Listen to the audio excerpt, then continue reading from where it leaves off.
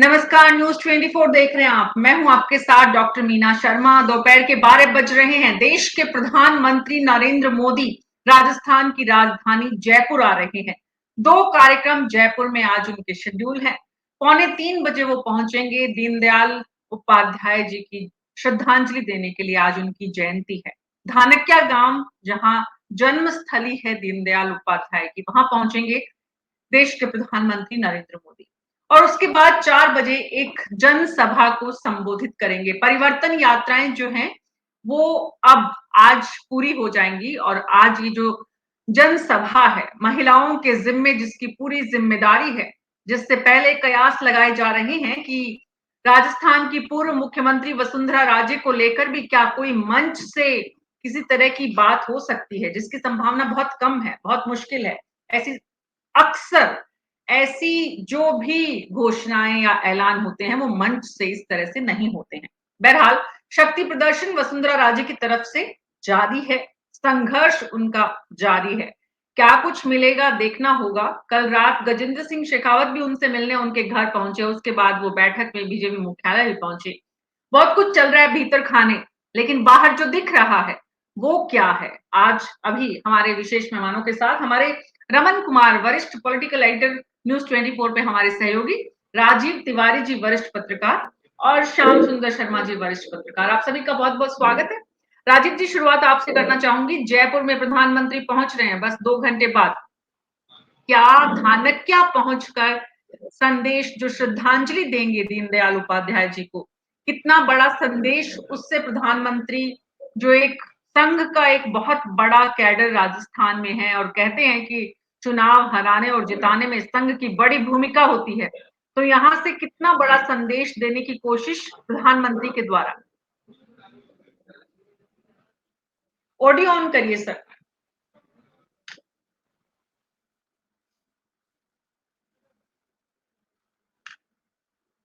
Audio sir, अपना audio on करिए please, Rajiv Tiwari ji. संघ जो है अभी वो थोड़ा नाराज चल रहा है और यही वजह है कि जो राजस्थान में चुनावी आगाज कर रहे हैं अभियान का जयपुर से। राजस्थान में वैसे वो 3 सभा कर चुके हैं, लेकिन जयपुर राजधानी से जो वो अपने इस पूरे विधानसभा चुनाव और 2024 के चुनाव लोकसभा के, उसका एक तरीके से जो चुनावी आगाज अपने अभियान का कर रहे हैं, तो उसका कारण भी यही है कि वो जो धानक्या में संघ के संस्थापक की जो जयंती पर यहाँ पर उनको श्रद्धांजलि देंगे।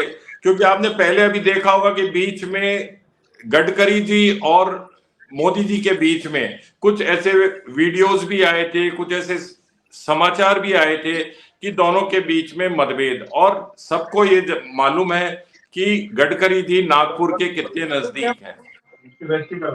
तो दीनदयाल उपाध्याय जी के को श्रद्धांजलि के साथ उनके जन्मस्थली पर आकर मोदी ये संकेत देना चाहते हैं कि हम भाजपा का केंद्रीय नेतृत्व और स्वयं प्रधानमंत्री भी उनका कितना सम्मान करते हैं, और भाजपा जो है वो बिना संघ के आगे नहीं बढ़ सकती। वो एक ऐसा संदेश देने की कोशिश करेंगे। साथ ही वो जब सभा को संबोधित करेंगे, जो कि चारों परिवर्तन यात्राओं का समापन पर जो ये सभा का आयोजन किया गया है, तो उसमें भी कहीं ना कहीं जो ये अभी लोकसभा में और राज्यसभा में संसद में जो पारित हुआ है महिला विधेयक, उसको लेकर कुछ बातें वो भाजपा कार्यकर्ताओं और जनता के बीच में एक संदेश देना चाहिए। लेकिन जहां तक वसुंधरा राजे को कोई महत्व के घोषणा करना या उनको कोई चेहरा बनाने की बात करना, ऐसा अभी प्रतीत नहीं होता। क्योंकि सबसे बड़ा संकट ही भाजपा और मोदी के सामने ये है कि जिनको अभी तक दरकिनार करते आए पिछले 2 चुनावों में, मतलब 2018 के चुनाव में भी और अभी भी, उनको अगर एक साथ वो अगर चेहरा बनाने की घोषणा कर देते हैं, तो कहीं ना कहीं जो दूसरे नेता हैं जो अभी इस मुगालते में या इस आशा में है कि हमको यहाँ नेतृत्व करने का मौका मिलेगा, उनमें नाराजगी फैल जाएगी। तो ये सारी चीजों को देखते हुए ऐसा लगता है कि अभी कोई ऐसा बड़ी घोषणा वो आज यहाँ नहीं करेंगे इस संबंध में। जी जी। Political editor news 24 Raman Kumar ji हमारे साथ है। रमन जी, संघ की जो नाराजगी है प्रधानमंत्री नरेंद्र मोदी से, इस तरह की जो बातें हैं, इसकी चर्चा दिल्ली में भी होती है। क्या यहाँ पर आने से उस नाराजगी में कोई कमी होगी, ऐसा लगता है?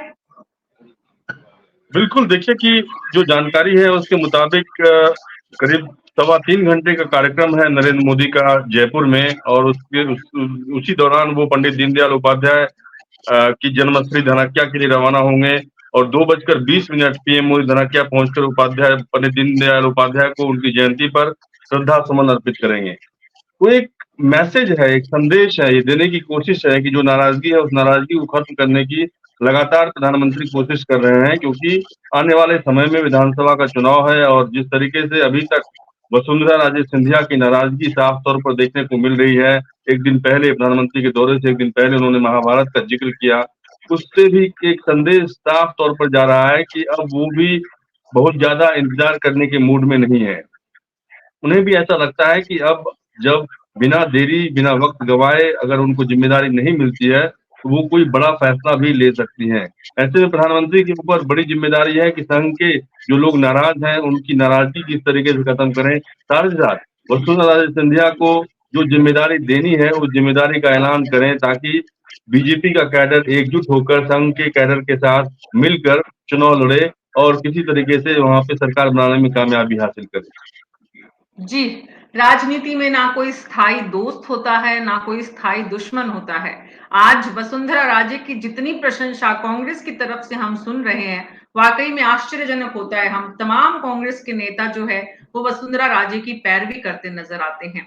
सवाल ये है कि जो वसुंधरा राजे एक समय था संघ से, कहीं ना कहीं संघ उनसे नाराज रहता था, नाराज रहा कुछ मुद्दों पर, उन संघ की जो नाराजगी थी, आज ये कहा जा रहा है कि आज संघ भी वसुंधरा राजे की पैरवी कर रहा है। श्याम सुंदर शर्मा जी।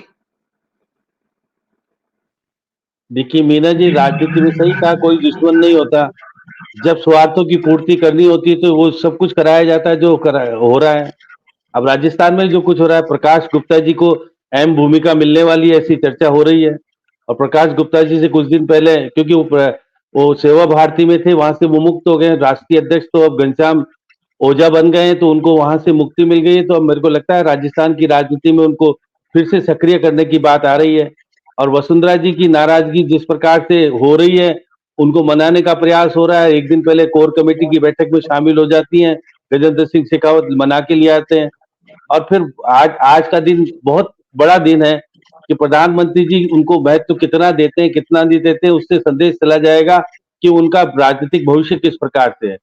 अभी प्रधानमंत्री जी भोपाल में हैं, और वही नारी शक्ति वंदन अधिनियम के बाद वहां पहुंचे हैं, और वो नारी शक्ति के माध्यम से वही वहां जिस प्रकार से यहाँ कार में लाया जाएगा भगवा, उनको वहां कार में लाया गया, और वो इन पंच पे जाकर के उनको प्रशस्ति पत्र वगैरह, जिस प्रकार से वो श्रेय देना चाहते हैं प्रधानमंत्री को कि नारियों की शक्ति वंदन अधिनियम प्रधानमंत्री के कारण पारित हुआ है।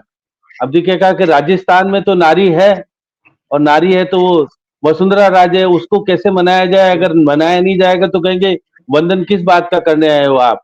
तो इसलिए निश्चित रूप से आज वसुंधरा जी की अहमियत अगर सही होती है, और कई बार तो कहा जा रहा है कि वो उनके बेटे को मनोहर थाना से चुनाव लड़ाना चाहती हैं, और वो खुद नहीं चुनाव लड़ेंगे, और कब अगर भविष्य सही हुआ तो फिर वो मुख्यमंत्री बन के चुनाव लड़ सकती हैं। तो एक कयास अलग अलग तरह के राजस्थान की राजनीति में जो लगाए जा रहे हैं, और प्रहलाद जोशी निश्चित तौर पर, क्योंकि प्रधानमंत्री जी के भेजे हुए दूत है, और वो किस प्रकार का माहौल रखेंगे। और बीएल संतोष ने तो पहले बात भी थी कि ढंग से बीएल संतोष अब वसुंधरा जी से जिस तरह से बातचीत करनी चाहिए नहीं हो पा रही है, केवल प्रहलाद जोशी के माध्यम से बातचीत हो रही है। अब वो कितनी सफल होगी नहीं होगी ये बात है, लेकिन उन्होंने नारी शक्ति अपने घर पर बुला करके भाजपा को संदेश देने का काम तो कर दिया कि मेरी नारी शक्ति जो 50% है उसके माध्यम से मैं कुछ भी कर सकती हूँ। उन्होंने कहा कि मैं राजस्थान में हूँ, राजस्थान से बाहर जाने वाली नहीं। और श्री कृष्ण का जो संदेश देने का प्रयास किया, दूसरे दिन जो रामलीला मैदान में आरएसएस की तरफ से कार्यक्रम हुआ था, उन्होंने कहा कि जब द्रौपदी के ऊपर संकट आया था तो उन्होंने याद किया था और कौरवों से के रक्षा किस प्रकार से की। अब वसुंधरा जी के खिलाफ कौन से कौरव खड़े हुए हैं और कौन से कृष्ण से वो रक्षा चाहती हैं, ये आपके सामने भी कुछ दिन में सामने आएगा। और आज तो बहुत कुछ क्लियर होगा, क्योंकि कौरव चारों तरफ घेर रहे हैं, तो क्या प्रधानमंत्री जी कृष्ण के रूप में उनको सहयोग करने आएंगे क्या? ये सब चीजें हैं पर्दे के पीछे की बात, वो पर्दे के सामने आ जाएगी तो निश्चित रूप से माहौल जिस प्रकार का है, अब बिगड़ने की स्थिति तो जब राहुल गांधी कह चुके कि पूरी चुनौती के साथ खड़ी है, और मुख्यमंत्री जी भी यात्रा तैयार है, 27 तारीख से 18 जिलों की यात्रा पे निकलने जा रहे हैं, वो भी संवाद करने जा रहे हैं। उन्होंने अब ये छोड़ दिया कि पूरी राजस्थान की बजाय और कहीं जाना शुरू कर रहे हैं। तो ये बात सही है कि उनको किसने संदेश दिया कि आप पूरी राजस्थान को मत छेड़छाड़ करो, क्योंकि वहां हमारी स्थिति मजबूत है। और भाजपा वहां कैसे वो स्थिति मजबूत करेगी, क्योंकि वसुंधरा जी निश्चित तौर पर धौलपुर से आती हैं और कर्मस्थली उनकी है झालावाड़। तो अब कर्मस्थली में ज्यादा सक्रिय रहेंगी या अपने जो निवास स्थल है जो धौलपुर है वहां सक्रिय रहेंगी? तो अभी थोड़ा भाजपा में भी कुछ होच पोच की नीति है, और किस प्रकार से क्या होने वाला है ये हम अभी कहने की स्थिति में नहीं आए। और देखिए, चुनाव में जब उम्मीदवार खड़े हो जाएंगे, बागी किसके कितने ज्यादा खड़े होंगे, उसके बाद चुनाव परिणाम सामने आएगा। अभी कुछ कहने की स्थिति नहीं कि हम जीत गए, हम हार गए। ये बहुत कठिन चुनाव है, और निश्चित तौर पर राजस्थान का चुनाव मेरे को लगता है देश की नीति और निर्धारण करने में भी बहुत बड़ा भाग्य तय करेगा, क्योंकि प्रधानमंत्री जी अगर जीतते हैं तो देश जीतने में कामयाब होंगे, और यहाँ अगर हार जाते हैं तो देश को जीतने में दिक्कत खड़ी हो जाएगी। वो कहेंगे कि राजस्थान नहीं जीत पाए दूसरी बार भी। तो ये सब बातें हैं, इसलिए राजस्थान के ऊपर कड़ी नजर है। और पूरी देखिएगा कि पूर्व अध्यक्ष और वर्तमान अध्यक्ष आ गए, और केंद्र के कितने मंत्री और मुख्यमंत्री यहाँ देख करके चले गए। अब वसुंधरा जी की कमी नजर आ रही थी, उनको भी मनाने का प्रयास किया गया, और आज अगर सक्रियता से दिखा रही है और आ गई, तो मुझे लगता है माहौल में परिवर्तन आ सकता है। मीना जी, सवाल ये है श्याम सुंदर शर्मा जी कि मनाने का काम वसुंधरा राजे को किया जा रहा है या वसुंधरा राजे द्वारा लोगों को मनाने का काम किया जा रहा है? राजीव तिवारी जी, ऑडियो सर, अपना ऑडियो ऑन करिए। नहीं, ऑडियो ऑन है, ऑडियो ऑन है। वसुंधरा जी जिस तरीके से काम कर रही हैं वो बिल्कुल आज से नहीं, करीब साल 1.5 साल से ये चीज बिल्कुल क्लियर है कि उनके मन में क्या है, और हम पिछली चर्चाओं में इस पर बात भी कर चुके हैं। तो वसुंधरा जी का बिल्कुल एक ही लक्ष्य है कि मुझे किसी तरीके से, जैसे गहलोत जी तीसरी बार चौथी बार मुख्यमंत्री बनना चाहते हैं, उसी तरह वसुंधरा राजे का भी ये एकमात्र लक्ष्य है कि मेरे को यहाँ की सत्ता संभालनी है। अब वो कैसे संभालेंगी, क्या रणनीति उनकी है, ये भी काफी कुछ क्लियर हो चुकी है, और बीजेपी का केंद्रीय नेतृत्व भी इस बात को समझ रहा है। हालांकि राज्य के कुछ नेता हैं, उनके अभी भी ये बात समझ में नहीं आ रही है, और वो इस पे लगे हुए हैं कि नहीं, वसुंधरा जी के बिना भी हम जीत के बता सकते हैं। तो ये उनका बड़ा भ्रम है, और अगर ये ऐसी ही स्थितियां चलती रही तो ये भ्रम भी उनका दूर हो जाएगा। और जहां तक आज उनको महत्व देने की बात है, तो प्रधानमंत्री उनको मंच पर तो बुलाएंगे, मंच पर बिठाएंगे भी। पहले भी ऐसा हुआ है, पहले भी जितनी यात्राएं हुई हैं उनमें वो मंच पर बैठी हैं, उनको उनका नाम भी लिया गया है, लेकिन उसके बाद उसके आगे कोई कार्रवाई या कोई उनको महत्व नहीं दिया गया। तो ये सारी चीजें हैं। और संघ का जो प्रहलाद जोशी आजकल यहाँ के प्रभारी बने हुए हैं, उनका संघ और बीजेपी दोनों में बराबर का पकड़ है, संसदीय कार्य मंत्री रहे हैं वो, तो वो सारी चीजें हैं उनके पास में। और अगर वसुंधरा जी को यहाँ महत्व नहीं मिलता है, मैं लगातार आपसे पिछली 10-15 चर्चाओं में कहता रहा हूं, तो बीजेपी को बड़ा नुकसान उठाना पड़ेगा। और जो पिछली चर्चाओं में एक बात और हुई थी कि नागौर में आरएलपी को अपने पक्ष में करने की जो बात कांग्रेस की है, तो जो मुख्यमंत्री का अब जो 18 जिलों का ये दौरा शुरू हो रहा है, जिसके अंदर की करीब 58 सीटें हैं, तो उनका जो है दौरा वो पूरा उन इलाकों में ज्यादा केंद्रित है जहां पर आरएलपी का होल्ड है। तो हो सकता है कि आरएलपी के साथ मिलकर इस बार कांग्रेस चुनाव लड़े, और वहां पर बीजेपी की जितनी भी स्ट्रॉन्ग सीटें हैं उनको वो अपने कब्जे में करने की कोशिश करेंगे। यही वजह है कि उन्होंने अपनी जो आशीर्वाद यात्रा थी वो रद्द करके स्थगित करके, और वो अब ये नई यात्रा पे निकलने वाले हैं 27 तारीख से। जी, धानक्या सिर्फ श्रद्धांजलि देने भर से संतुष्ट हो जाएगा आरएसएस? राजीव तिवारी जी। देखिए धानक्या की याद बीजेपी को सिर्फ चुनाव के समय या साल में एक दिन उनकी जयंती या पुण्यतिथि पर आती है। इसके अलावा आप देखिए धानक्या में उनका स्मारक अच्छा बन गया है, सब कुछ बढ़िया हो गया है, लेकिन धानक्या का विकास कहाँ हुआ? वो तो आज वैसा का वैसा ही गांव है। हम ट्रेन से जब अजमेर जाते हैं तब धानक्या स्टेशन पड़ता है, उसके पास में उनके जो जन्मस्थली और उनका जो स्मारक है, वो सारी चीजें वहां ट्रेन से भी दिखाई देती हैं। तो आप देखिए जब वहां से गुजरते हैं तो हमको वहां का कोई विकास ही नजर नहीं आता वहां पे। तो अगर वो उनको इतना महत्व देते हैं, पंडित दीनदयाल उपाध्याय को मानते हैं कि वो हमारे एक तरीके से प्रणेता रहे हैं, तो उनकी जन्मस्थली का उसी तरह सिर्फ 2 दिन याद रखने से जनता में ये मैसेज नहीं जाएगा कि दीनदयाल उपाध्याय के लिए इतना बीजेपी कर रही है, या केंद्र में इनकी सरकार है, राज्य में भी इनकी सरकार हर बार एक टर्म छोड़ के एक टर्म आती रही है। तो उस स्थली को उनको उसी तरीके से देखना चाहिए ना। तो संघ में भी ये बात जाएगी, संघ के जो लोग हैं उनको भी ये बात पता है कि सिर्फ वोटों की राजनीति या यहाँ पर संघ के कैडर को सक्रिय करने के लिए के उद्देश्य से ही केंद्रीय नेता यहाँ आते हैं, उनको उनका पुण्य स्मरण करते हैं, वहां फूल माला चढ़ाते हैं, वहां आकर बड़ी बड़ी बातें कर जाते हैं, लेकिन उसके बाद फिर साल भर भूल जाते हैं। जी, अब तो 5 साल भूलने वाला सिलसिला जो है वो आगे बढ़ने वाला है इस चुनाव के बाद, क्योंकि उसके बाद सुना था रामचरण बोहरा ने इस गांव को गोद में भी लिया था, जो सांसद ग्रामीण योजना है उसके तहत, लेकिन क्या कुछ हुआ वहां पर, वो वहां की तस्वीरें आज खुद प्रधानमंत्री, हालांकि प्रधानमंत्री को कितनी दिखाई जाएगी और वो कितना देख पाएंगे, क्योंकि वहां तो प्रधानमंत्री खुद ही अपनी कॉन्स्टिट्यूएंसी की चीजें या दिल्ली की चीजें देखो ना, आप पर्दे में ढक ढक के सारी चीजें दिखाई गई लोगों को। जी तो बिल्कुल। वास्तविकता तो कभी कोई नेता या कोई सरकार किसी को दिखाना ही नहीं चाहती।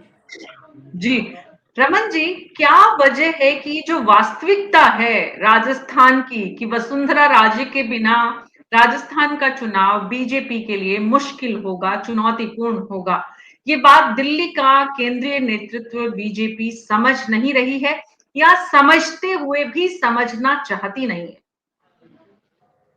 देखिए, कल के घटनाक्रम पे अगर आप गौर करें, अभी आप जिक्र कर रहे थे कुछ देर पहले कि गजेंद्र सिंह शेखावत और वसुंधरा राजे सिंधिया की मुलाकात हुई।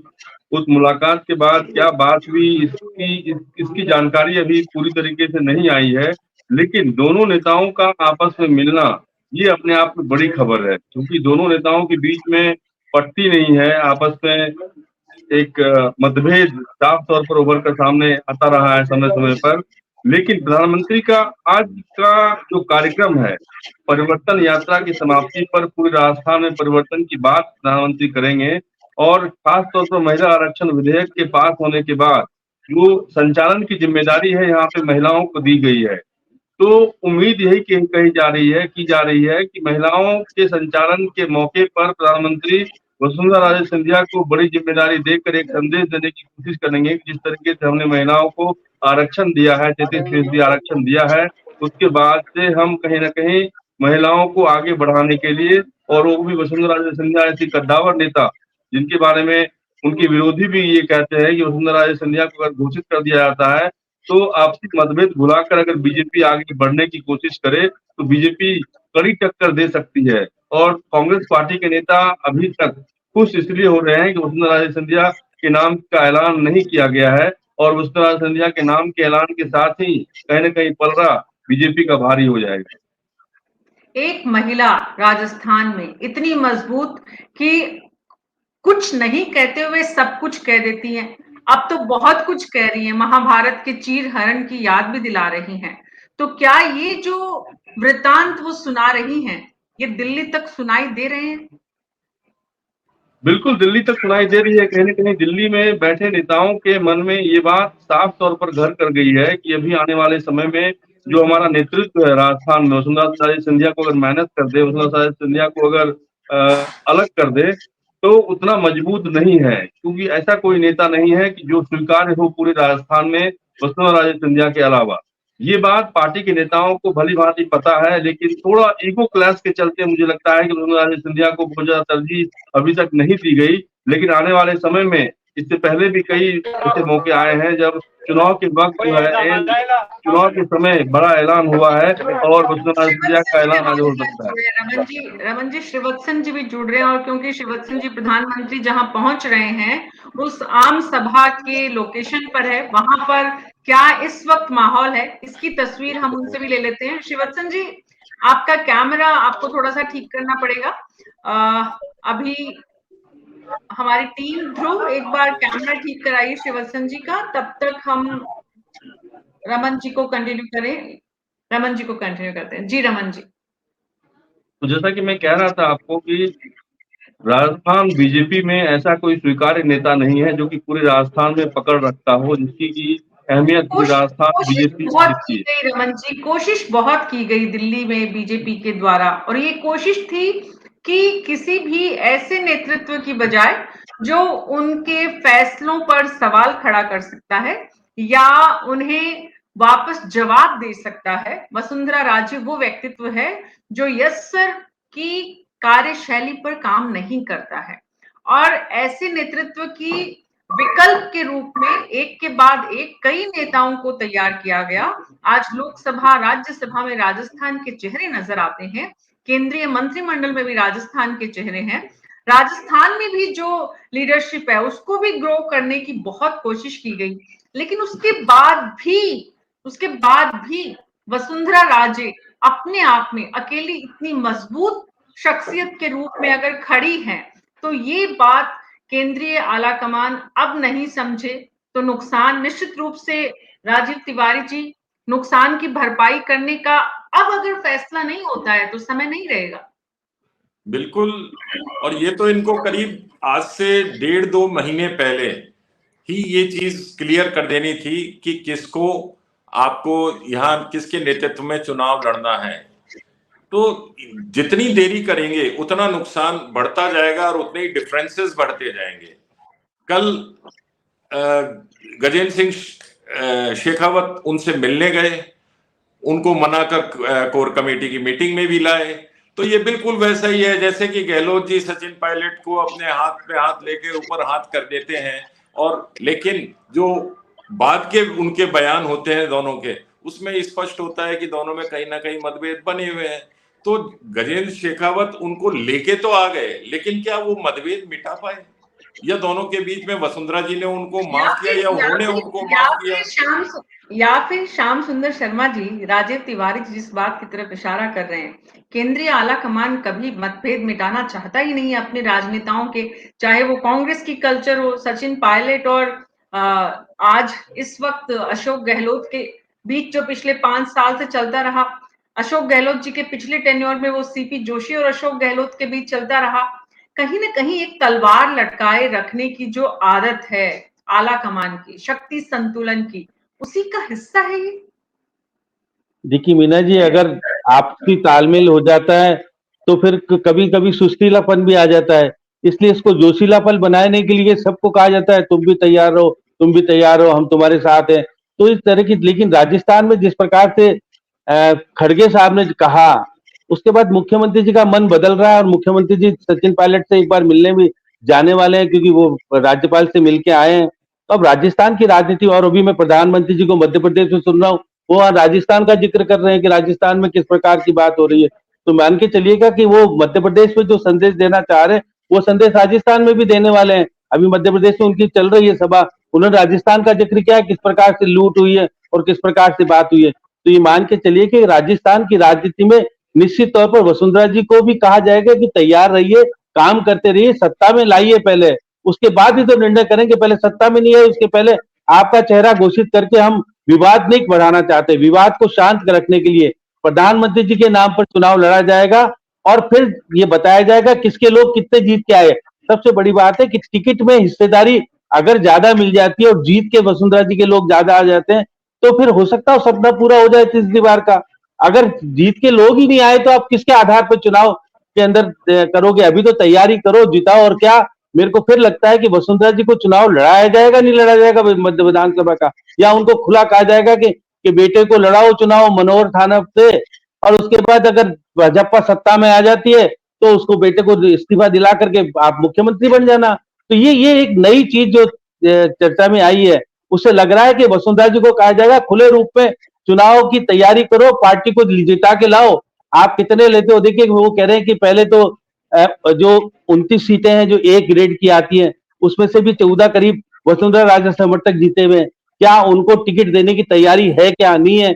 और देखिएगा कि ये बात मान के चलिएगा कि 19 सीटें ऐसी है जहां 3 बार भाजपा आ रही है, और ये 29 ऐसी है जहां जीती है। तो ये 48 सीटों की घोषणा तो मेरे को लगता है बहुत जल्दी हो जाएगी, 2-4-5 दिन में जो होनी है। केवल वसुंधरा जी के भाग्य का फैसला, अगर इन सीटों में वसुंधरा जी के लोगों को वापस से टिकट मिल जाता है तो मान के चलिएगा कि उनका अस्तित्व राजस्थान में बनाए रखना चाहते हैं मोदी जी। तो मोदी जी धानक्या जाने से कोई बहुत कुछ स्ट्रैटेजी में बदलाव नहीं आना है, औपचारिकता मात्र है। धानक्या में तो देखिएगा कि आज दीनदयाल जी की जयंती है, तो दीनदयाल जी के जन्म स्थल पर आ रहे हैं प्रधानमंत्री जी, और प्रधानमंत्री जी ने देखिएगा उस स्मारक का जब लोकार्पण हुआ था तो वही विचुअल तरीके से हुआ था, वहां से प्रधानमंत्री जी ने किया था। आज वो उसको स्थल को देखने आ रहे हैं, और वो उस स्थल का काम नहीं आ पा रहा क्योंकि राजस्थान सरकार के पास है, उसका रखरखाव और वो ढंग से नहीं हो पा रहा है। मुझे लगता है कोई ना कोई घोषणा करके जा सकते हैं दीनदयाल जी के स्मारक को, क्योंकि वहां पर विश्वविद्यालय खुले कुछ खुले तो उसका सोच चालू हो, क्योंकि प्रधानमंत्री जी बार बार दीनदयाल जी के सोच की बात तो करते हैं, वो सोच आप भाजपा में रहा नहीं, क्योंकि बहुत सारे मुख्यमंत्री, बहुत सारे नेता जो कांग्रेस में हुआ करते थे आज बीजेपी में। तो इसलिए दीनदयाल जी के सिद्धांतों को अपनाने की बात कितनी सार्थक होगी, क्योंकि आज दीनदयाल जी की जयंती के लिए आज वहां जो स्थल है, सभा स्थल, वहां पर एक प्रदर्शनी भी लगाई गई है, और उनके जो कल्याणकारी योजना जो दी थी, चाहे आपके देखिए बेरू सिंह शेखावत ने अंत्योदय दी थी, या प्रधानमंत्री जी ने गरीबों को मकान देने की बात कही है, तो एक तरह से अलग तरह का माहौल। और करीब 2:20 पर प्रधानमंत्री जी जुड़े हैं, कुछ तस्वीरें आपको दिखाते हैं आप सबको। शिववत्सन जी, आप मुझे अगर सुन पा रहे हैं तो वहां के माहौल को थोड़ा दिखाइए, लोग कितनी बड़ी संख्या में पहुंच रहे हैं। धानक्या में प्रधानमंत्री के पहुंचने में अभी 2 घंटे। जी देखिए, यहाँ न तो माहौल दिखाया जा पाना, ये हाईवे पर बना इलाका है, यहाँ पर न तो कोई माहौल दिखाया जाना संभव होगा, क्योंकि नेटवर्क की सबसे बड़ी प्रॉब्लम पीछे देख रहे हैं मेरे पीछे, इसी जगह पर पीएम नरेंद्र मोदी की जनसभा होनी है। ये बड़ा सा आपको डोम दिखाई देगा, इस डोम के अंदर यह पूरी सभा है, और इस सभा को लेकर बीजेपी के नेता भी काफी उत्साहित हैं। अपने जितने भी चुनाव के दावेदार हैं उनके साथ साथ विधायकों और सांसदों को भी यहाँ पर कार्यकर्ताओं को लाने का टारगेट दिया गया है कि आप ज्यादा से ज्यादा लाइए, क्योंकि ये चुनावी शंखनाद बीजेपी से एक तरह से उस तरह से कार्यक्रम को आयोजित करना चाहती है कि चुनावी शंखनाद हो। और जहां तक कार्यक्रम की बात है, पीएम नरेंद्र मोदी सबसे पहले धानक्या जाएंगे, भोपाल सीधे निकलेंगे, जयपुर आएंगे, जयपुर में धानक्या जाएंगे, वहां पर उनका एक छोटा सा कार्यक्रम है, क्योंकि परिवर्तन यात्रा की समाप्ति वहां होनी है। वहां से हेलीकॉप्टर से इस जगह पर यहाँ पर आएंगे, और यहाँ पर ऐसा कहा जा रहा है कि उनके स्वागत की भव्य तैयारियां भी की गई है, और पुष्प वर्षा के जरिए उनकी गाड़ी यहाँ पर जनता जो कार्यकर्ता होंगे उसके बीच में से निकलेगी। और उसके बाद जो यहाँ पर पोस्टर बैनर जिस तरह से लगाए गए हैं, उसमें पीएम नरेंद्र मोदी के 9-9.5 साल की उपलब्धियों के बारे में तो तमाम तरह की जानकारियां हैं।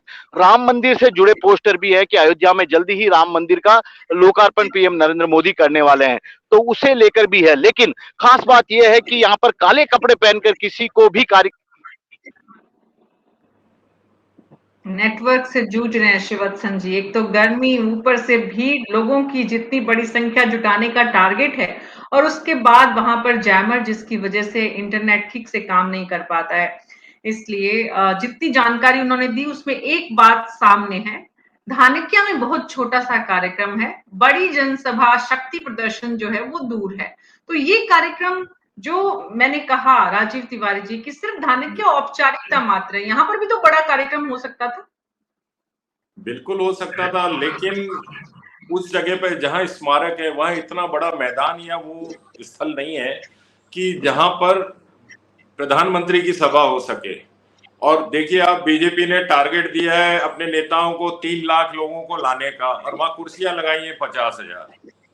तो बाकी 2.5 लाख लोग क्या पेड़ों पे बैठेंगे या सड़क पे खड़े होंगे, कहाँ होंगे? ये वो जो डोम बनाया गया है उसमें 50,000 लोगों की व्यवस्था है, कुर्सियां 50,000 लगी हैं, और टारगेट दिया है 3 लाख लोगों का। यानी पहले से ही मान लिया गया है कि इतने % लोग तो कम आएंगे ही आएंगे, अपन ने जो टारगेट दिया है। तो अगर प्रधानमंत्री की सभा में टारगेट को देने के बाद उतनी भीड़ नहीं जुट पाती या नहीं ला पाते, तो ये एक भाजपा के लिए चिंता का विषय है। जी और जो जी, हाँ बताइए। आप बोलिए। और जो दूसरी चीज है कि प्रधानमंत्री के लिए जितने वहां पर बैनर, पोस्टर, होर्डिंग्स लगे हैं, उसमें कहीं भी स्थानीय नेताओं को इतना महत्व नहीं दिया गया है। वहां सारी योजनाएं केंद्र की हैं, केंद्र की राज्य में चलाई हुई योजनाएं हैं, जो केंद्र की हैं वही राज्य में भी चली हैं। इसके अलावा प्रधानमंत्री के जो और दूसरे G20 है और दूसरी चीजें, इन सबको हाईलाइट किया गया है, राम मंदिर को हाईलाइट किया गया है। तो जब तक आप स्थानीय मुद्दों को, स्थानीय नेताओं को महत्व नहीं देंगे, तो खाली एक नाम से तो आप बहुत बड़ा करिश्मा नहीं कर पाएंगे। जी, और स्थानीय नेताओं में नाम बार बार जो आता है वो है वसुंधरा वो राजे वसुंधरा का। जी का ही आता है। जी, शिवत्सन जी, जी शिवत्सन जी जूझ रहे हैं, गर्मी, पसीना, परेशानी सब। उमस बहुत है वहां पे। जी जी जी, राजस्थान ने उमस के सारे रिकॉर्ड तोड़ दिए इस बार। जी शिवत्सन जी, ऑडियो ऑडियो ऑन करिए अब क्या अपना हालत होगी शिवत्सन। आम हाँ जी प्लीज जी बोले। मैं ये हम आपको ये बता रहे हैं कि अभी ये हाल है, वो भी सितंबर आखिरी वीक में। तो यदि लोकसभा चुनाव होंगे, यानी कि मई में ऐसा कहा जाता है कि राजस्थान में लोकसभा चुनाव होता है, तो उस वक्त क्या हालत होगी ये समझा जा सकता है। लेकिन ये तो एक गर्मी है, राजनीतिक गर्मी, राजनीतिक पारा भी यहाँ पर पूरी तरह चढ़ा हुआ है। तमाम तरह के यहाँ पर पोस्टर लगे हैं, तमाम तरह की योजनाएं बताने की कोशिश की जाएगी। और ये जो कहा गया था कि महिलाओं को यहाँ पर मंच संचालन से लेकर तमाम तरह की सुविधाओं के यहाँ पर उन्हें ही जिम्मेदारी सौंपी जाएगी। फिलहाल तो इस वक्त की यदि बात की जाए तो ऐसा कम से कम इस सभा स्थल पर कहीं नजर नहीं आ रहा है। धानाक्या में जरूर है, लेकिन सभा स्थल पर जो कार्यकर्ता है वे पुरुष कार्यकर्ता ही है, जिन्होंने पूरी बागडोर संभाल रखी है, या कि पुलिस वाले हैं जो कि पूरी व्यवस्था में जुटे हुए हैं। तो फिलहाल तो उनकी भूमिका 33% जो आरक्षण संसद में पास हुआ है दोनों सदनों में, उसके बाद महिलाएं काफी उत्साहित है पूरे कार्यक्रम को लेकर। और यही कारण है कि जितने भी जनप्रतिनिधि है उन्हें टारगेट देकर कहा गया है खासतौर पर महिलाओं को लाइए, क्योंकि महिलाओं से जुड़े मुद्दे पर बात होगी। इसके अलावा आज की इस जनसभा में सबसे बड़ी बात तो यह है कि वसुंधरा राजे की इस विधानसभा चुनाव में भूमिका क्या रहेगी, इसे लेकर भी एक साफ संकेत बीजेपी की ओर से देने की कोशिश की जाएगी। क्योंकि वसुंधरा राजे पिछले 12 दिनों से नई दिल्ली में थी, 2 दिन से जयपुर में है। अपने घर पे उन्होंने महिलाओं को बुलाकर एक बड़े कार्यक्रम का आयोजन किया और बार बार संकेत देने की कोशिश की है। तो यहाँ तक कह दिया, महाभारत की कथा का उदाहरण देते हुए यहाँ तक कह दिया कि जब कृष्ण भगवान को उन्होंने पुकारा तो उन्हें कृष्ण भगवान तत्काल उनकी सहायता के लिए नजर आए थे। क्या इस बार भी नजर आएंगे? और मैं ही आपकी सहायता के लिए, महिलाओं को कहा कि मैं ही आपकी सहायता के लिए हमेशा खड़ी रहूंगी मैदान में आप लोगों के साथ। तो इस तरह की बातें उन्होंने पिछले 2 दिल्ली में जब वो 10, 12, 15 दिन थी तो काफी सुनने को मिला था कि प्रधानमंत्री से इस समय मिलेगा, मुलाकात होगी, व्यक्तिगत बातचीत होगी, उसके बाद कोई स्पष्टता होगी, लेकिन वो नहीं हो पाया। G20 की व्यस्तता थी और उससे ज्यादा प्रधानमंत्री की कहीं ना कहीं इस मामले पर जो राय में स्पष्टता नहीं आ पा रही है, उनके जहन में जो वो ये फैसला जो नहीं ले पा रहे हैं, यही कारण है कि ये बैठक भी नहीं हो पाई। रमन जी बिल्कुल, संसद का विशेष सत्र होने के चलते भी ये बैठक नहीं हो पाई, प्रधानमंत्री से उनकी मुलाकात नहीं हो पाई वसुंधरा राजे सिंधिया की। लेकिन एक चीज जो श्रीवास्तव ने कही उससे बिल्कुल साफ है ये बात कि 9.5 या 9 साल के प्रधानमंत्री के कार्यकाल या बीजेपी के कार्यकाल के दम पर ही राजस्थान में बीजेपी चुनाव लड़ेगी, ऐसा लगता है। जो सरकार की उपलब्धि है उस उपलब्धि के दम पर ही चुनाव लड़ेगी बीजेपी राजस्थान में। इस तरीके की इस तरह का एक संकेत साफ तौर पर देखने को मिल रहा है। जो रैली में पोस्टर्स लगे हुए हैं उन पोस्टर्स में जो सरकार की उपलब्धि है उन उपलब्धियों का जिक्र किया गया है। और उससे साफ पता चलता है कि बीजेपी ने अभी राजस्थान को लेकर अभी कोई एजेंडा तैयार नहीं किया है, और हो सकता है कि आने वाले समय में वो एजेंडा भी तैयार हो जाए। अब समय है नहीं, एजेंडा तैयार नहीं किया है तो देर हर दिन हो रही है। श्रीवत्सन जी, आपने जो कहा समझ में आता है, रातों रात हाथों में सरसों उगाई नहीं जा सकती। जिन महिलाओं को आपने हमेशा कहा घर के भीतर रहिए, बाहर जाने की जरूरत नहीं है, आज अचानक आप उन्हें कहेंगे आप जाकर मंच संभाल लीजिए। उन्हें पता नहीं है किससे क्या बात करनी है, कितनी करनी है, किसको क्या संदेश देना है, कहाँ से क्या अरेंजमेंट होना है। तो ये स्वाभाविक है कि आज एक ही दिन में वो सब कुछ नहीं संभाल सकती, लेकिन ये संकेत कम से कम देने का जो प्रयास किया गया है, इस संकेत का जमीन पर जो एग्जीक्यूशन है वो आप वहां पर नहीं देख पा रहे हैं, आपकी बात से अगर हम समझे तो।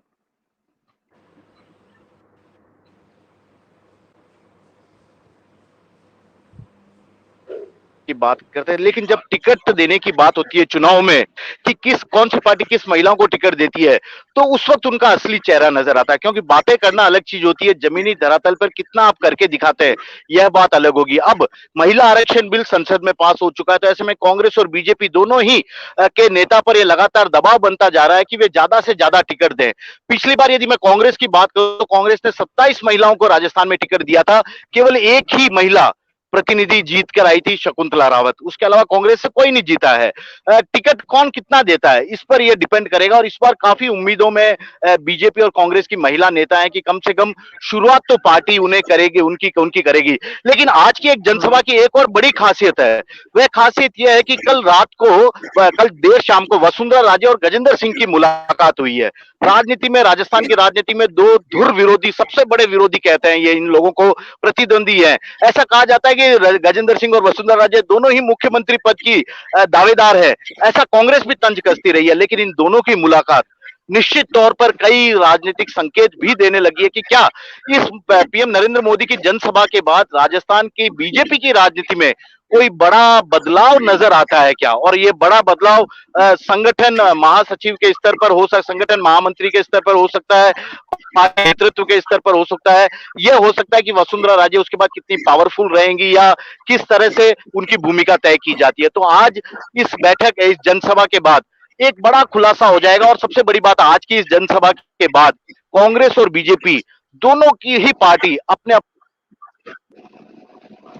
लगातार इंटरनेट, गर्मी, परेशानी, भीड़ और सबसे ज्यादा लगातार जो उन्हें डिलीवर करना है, आज शाम तक उन्हें बार बार टीवी चैनल पर न्यूज 24 के दर्शकों को बताना है कि क्या कुछ वहां पर हो रहा है, और साथ ही हमारे डिजिटल प्लेटफॉर्म्स पर। सो काफी जो तनाव है उनके चेहरे पर वो दिख रहा है। बहरहाल आप सबका बहुत बहुत शुक्रिया। बस आखिरी सवाल लूंगी राजीव तिवारी जी आपसे। आखिरी सवाल ये है कि वसुंधरा राजे ने जिस तरह अब महाभारत का जिक्र किया है, कहीं ना कहीं एक सख्त संदेश भी उन्होंने दिया है। रमन जी ने कहा, श्रीवत्सन जी ने कहा कि गजेंद्र सिंह उनके पास चले गए। गजेंद्र सिंह और वसुंधरा राजे के कद में बहुत बड़ा फर्क है, बहुत बड़ा गैप है। गजेंद्र सिंह तो बहुत पहले भी जा सकते थे अगर उन्हें दिल्ली से यह आदेश मिलता, लेकिन दिल्ली ने ही उन्हें बड़ा कद बनाने का उनका जो प्रयास किया था। अब कहीं ना कहीं दिल्ली भी समझ रही है कि जो रास्ता है दिल्ली का राजस्थान से होते हुए, वो वसुंधरा राजे के बिना मुमकिन नहीं है। देखिए, जो कल गजेंद्र सिंह जी वहां गए वसुंधरा जी के यहाँ, वो अपने मन से नहीं गए, उनको कहीं से संकेत मिले, निर्देश मिला, उसके बाद ही वो वहां गए। तो ये चीज अपने को इससे मान लेना कि इससे इन दोनों के बीच पैचअप हो गया या कोई समझौता हो गया, ये हमारा सोचना गलत होगा। वो चूंकि केंद्र में मंत्री हैं, और मंत्री जो है प्रधानमंत्री के या पार्टी के अध्यक्ष के कहे अनुसार ही वो वहां पे गए, वसुंधरा जी को मनाया, कोर कमेटी में लेके आए, वहां उनकी बैठक में वो शामिल हुई, फिर रामलीला मैदान के सम्मेलन में उन्होंने महाभारत का जिक्र किया। तो ये सारे संकेत बताते हैं कि वो अपने फैसले पर अडिग है। और जो दूसरी बात है, अगर वसुंधरा जी को उनके ज्यादा समर्थकों को टिकट दिलाने में वो सफल नहीं होती हैं, तो आप देखिएगा कि ज्यादा बीजेपी में निर्दलीय उम्मीदवार जो कि पार्टी को छोड़कर खुद चुनाव लड़ेंगे, उनकी संख्या इस बार बहुत ज्यादा रहने वाली है। और वही अगर उनमें ज्यादा लोगों को सफलता मिलती है तो वसुंधरा जी का राजनीतिक भविष्य वहीं से तय होगा कि वो किस तरीके से किंग मेकर की या खुद किंग बनने की कोशिश करेंगी। और अगर ऐसा संभव नहीं होता तो बीजेपी टूट भी सकती है। ये बात मैं बहुत पहले भी इसी टॉक शो में कह चुका हूं और आज फिर कह रहा हूं कि अगर वसुंधरा जी को इसमें महत्व बीजेपी नहीं देती है तो ये पार्टी के लिए कहीं ना कहीं राजस्थान में एक विखंडन की स्थिति बनने की संभावना, आशंका बनी रहेगी।